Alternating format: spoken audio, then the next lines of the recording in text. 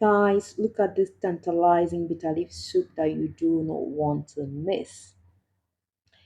It is very simple and very delicious. So I'm your girl Chanasis Twist and I'm bringing you this village bitter leaf soup. So let's go ahead and do this together.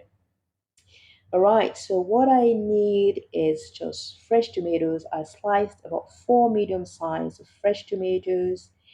I have here about half a cup of crayfish. You can put more if you want, it's optional.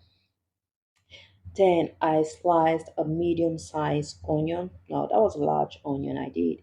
Then here I have some ground country onions and three whole onions. So I'm going to drop them in the pot.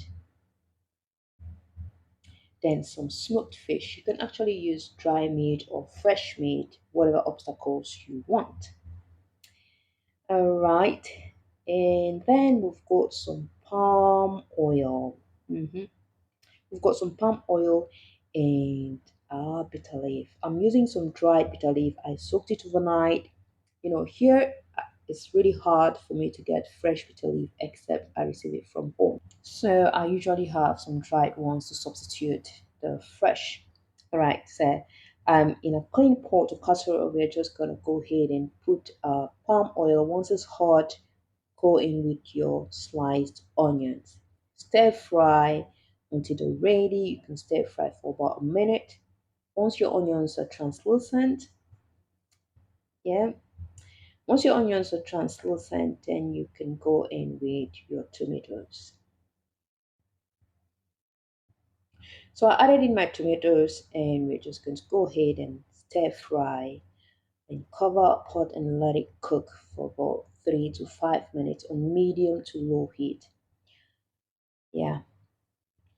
So our tomatoes are almost ready. I added in my scotch bonnet pepper, stir fried, and then added in my smoked fish. At this point, you can add in your smoked fish, your smoked beef, whatever obstacles you've got. Just stir fry and let it simmer for a few minutes.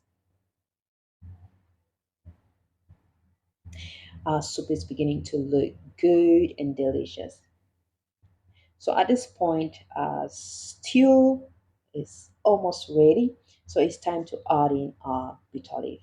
Now, once you add in your bitter leaf, just stir fry, stir it nicely, and make sure that everything is beautifully mixed.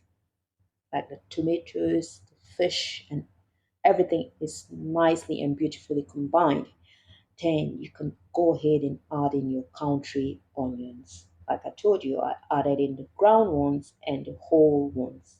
Do not forget to toast your whole ones, or you can burn them a little bit. All right. So once you do that, go ahead and add in some water. When you add in your water, stir, taste and adjust your seasoning, and then cover it to cook for about 15 to 25 minutes. So you can see that our bitter leaf is boiling beautifully. And then it's time to add in our crayfish.